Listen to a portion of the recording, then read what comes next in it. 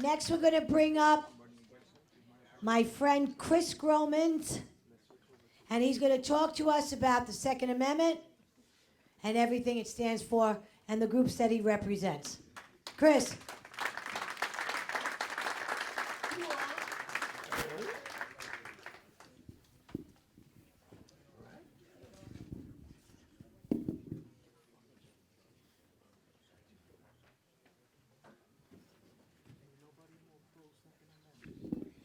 Good evening, everybody. Thank you, Vicki. Thanks, everybody, for coming out tonight.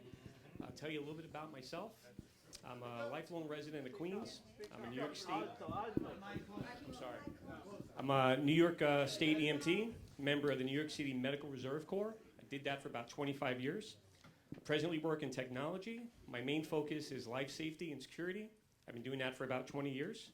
I'm FEMA certified as active shooter incidents, certified range safety officer through the NRA, and I'm a member of a few different pro-Second Amendment organizations, one of which I'll talk about towards the end.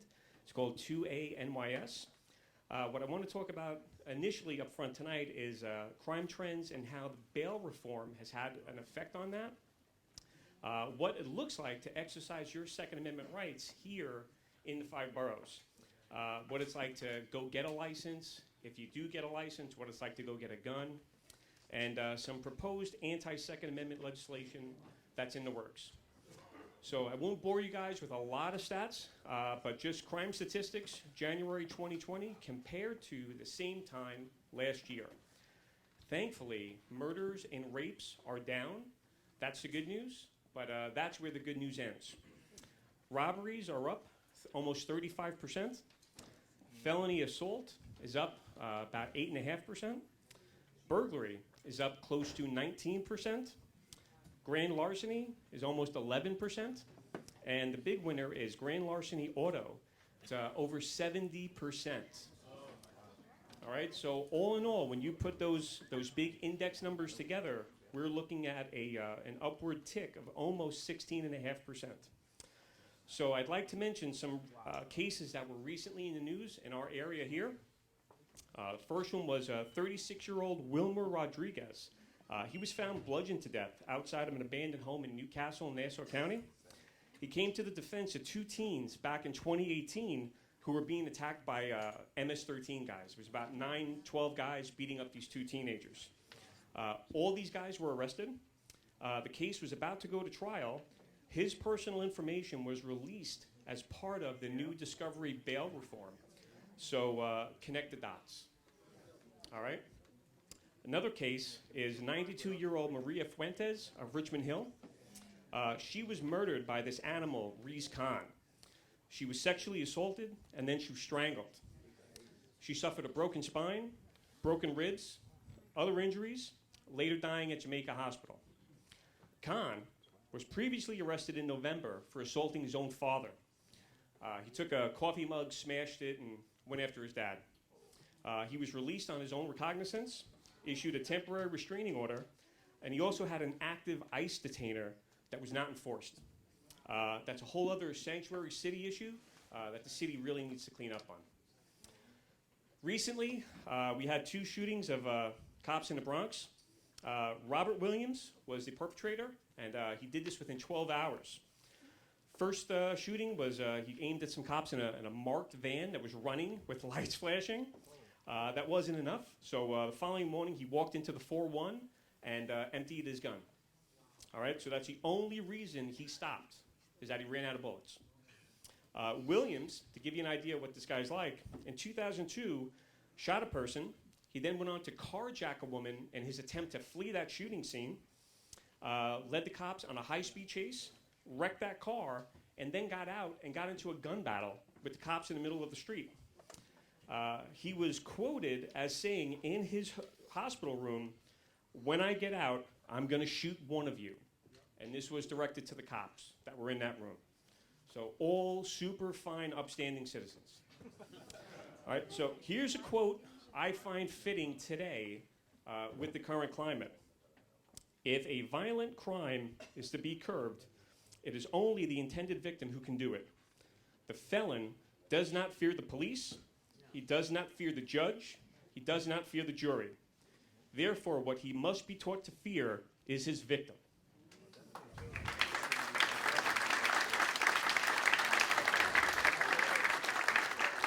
So that's a quote from Lieutenant Colonel Jeff Cooper, USMC. He was a World War II and Korean War vet, and he was the founder of the Gunsight Academy. All right, so let's talk a little bit about pistol licensing in New York City. New York City has approximately 8.6 million people living in the city. In the state, we're looking at around 19.5 million. So roughly 44% of the entire state lives within New York City. There are approximately 16,000 premise licenses and 5,700 carry licenses. So that gives us somewhere in the neighborhood of around 22,000 licensed individuals out of a city of over 8.5 million people. So some quick numbers to kind of put that into perspective. Those who have a premise license represent 0.18% of the city's overall population. Those who have a carry license represent 0.066% of that same population. So clearly, there is no saturation of legal gun owners running throughout the city. Doesn't exist. Why is that? It comes down to basically two things. States have a philosophy. It's either a shall issue or may issue when they approach gun licensing. So the practical difference between these two is the scrutiny someone has to pass before they are given the permission to carry a gun. In a shall issue state, the granting authority is compelled to issue the applicant the license so long as they satisfy all the legal requirements. They can't be a felon, they have to be of age, they can't have restraining orders, all these other disqualifying events. In a may issue state, there is no such compulsion. The applicant can still be denied despite meeting all of the legal requirements.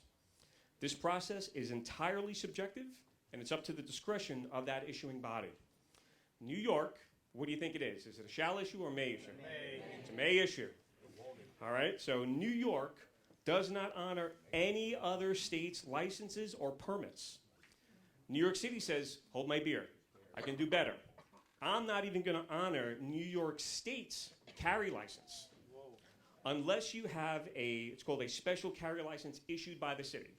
So if you have a license to carry and you're in Westchester, you're on your way to go visit a friend in Nassau County, and let's say you see an accident, you have a flat tire, and you're carrying, you stop, you're jacking up your car, cop comes by and goes, hey, is everything all right?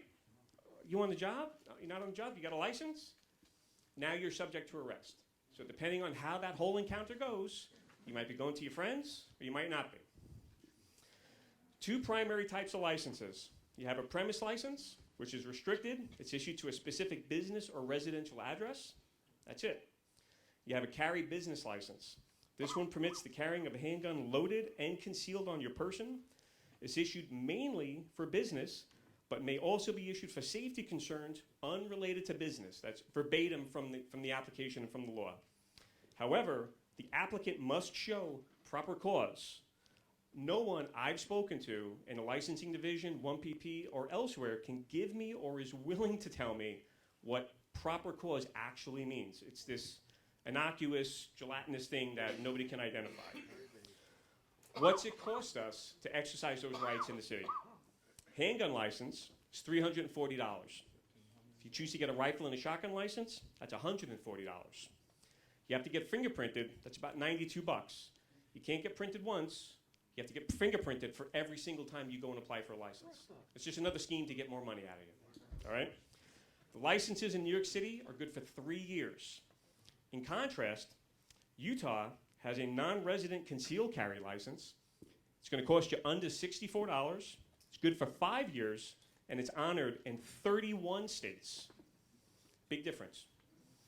So although it's now done online, I went through this following process when I applied for my license, and I had to do everything on paper. I had to complete a 13-page application. I had to provide 2 passport photographs. I had to sign a waiver releasing my entire medical history. I had to provide proof of residence going back at least 10 years. I had to dispose all my arrests or summons info. Newsflash, I've never been arrested. Zero. I've had no interactions negatively with the police at all. The only thing I had to own up to was one speeding ticket I had on the Hutchinson River Parkway back in 1997. All right, so because of this one ticket, 23 years ago, I had to now petition and write to the state DMV to give me my entire driving abstract since the time I had my learner's permit. So I'm 46. I've been driving for a little while. This was like a 15 or 16 page document that I had to submit with that whole other application package. I had to submit affidavits that I was familiar with the New York penal laws, specifically Article 35, which goes over the use of deadly force, 265, which is criminal possessions of a weapon, and 400, which are the responsibilities of a handgun licensee. I then had to submit another affidavit from all the cohabitants in my home that no one had any problems with firearms being in the house. So thankfully, it was just me and my wife. I only had to get one, but I'm sure a lot of people here have kids who are over 18. They might be taking care of a relative. So just think of, in your particular home, how many affidavits you may have to get where everybody has to be on board. One person dissents, sinks the ship. I had to get a signed agreement between myself and another person who's already licensed. Should I become incapacitated, who's going to take my the possession of my firearms? Then I had to get 2 character reference letters, and then I had to do a face-to-face interview at One Police Plaza. All right? So the overall process, start to finish, for me, 0 criminal history, 1 year. All right? That's what it is. All right? So now if you pass through that whole marathon, now you say, I got my license. I want to go buy a gun. Here's that process. Okay? You have to fill out an application and send that to 1PP to get what's called a purchase order. So you have to wait a couple weeks. They decide to send you back an approval letter saying, hey, you've been approved. But they don't give you the purchase order with the approval. They tell you, hey, you've been approved. Come to 1PP. You have to come here in person to go get it. So now you physically go to 1PP, you pick it up. It's only good for 30 days. All right? So there's an expiration on it, and you can only purchase one firearm once every 90 days. So if you actually go to the store to buy the gun and you go, you know what, I like this, I like that, flip a coin, you can't go out with them both. All right, so once that's all done, now you have to go to an FFL licensed dealer. You have to go to a brick and mortar store. You can't buy a handgun from the guy on the corner, sells them out of a suitcase. It doesn't work. All right?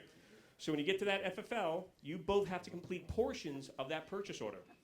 Once that's done, lucky you gets to fill out what's called a 4473. This is an ATF form that documents that sale. That's 6 pages. Then you get to do your FBI NICS check. You hear everybody talking about, oh, we need background checks, background checks. We're already doing them, okay? So long as you pass everything up to that point, you now have 72 hours to take that handgun back into One Police Plaza for an inspection. All right, so you have to bring the handgun, unloaded, in a locked container with the safety device on it, no ammunition at all on your person. You have to bring the completed purchase order, and basically they look at it. They make sure the serial numbers match. It's not some destructive weapon of war, whatever the case might be. They try to accommodate, and they do the inspections Monday through Friday, noon to 2. All right, and they avoid legal holidays. All right, so I really won't get into some of the other legal bills because it's just a lot of nonsense. I'll talk real briefly about the 2A NYS, which is one of the organizations that I just joined up on. It's run by a guy named Steve Filano and James Ostrowski. Very outspoken Second Amendment people and a private attorney. And they're really doing some meaningful things in New York State as far as pro-Second Amendment stuff. They have an education initiative where they've actually gone to the Board of Regents and urged them to create a real Second Amendment curriculum that talks about the founding and how important it is today. They have a number of cases actually in court now that they're fighting, and they created a red flag hotline. So if you are a victim of something like that, there's an 800 number you can call and get some advice for free from them. So I know we're running a little short on time. The website is 2ANYS. So check it out, go home, look them up, do your own homework. Again, it's 2ANYS, and I thank everybody for their time tonight.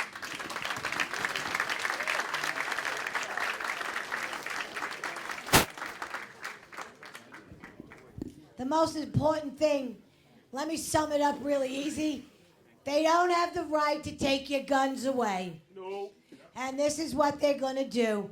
Disarm the people, you lose the government. It's as old as school itself. So let's move on now. What's that? There was an armed robbery on Francis Lewis Boulevard. Right now? Moray just got robbed. Okay, there you go. All right, now, if the owner of the store had a gun, what would have happened to the guy who tried to rob the store? You would have shot him, right? Why did the police allow this guy to come in to a police precinct and walk out? He should have gotten hit right there in the police precinct. These are cops, and they can't use their guns. Wake up. This is serious, serious stuff. We didn't have to think this way 10, 20 years ago. You need to think about it now. You own a house. Somebody breaks into your house in the middle of the night. You got a gun in your house. You shoot that perpetrator. What happens? The cops take you away. Okay? What's that? Yeah, that's Frank. Well, Frank, shh. We're not supposed to say that, Frank. But anyway, this is what we got to understand.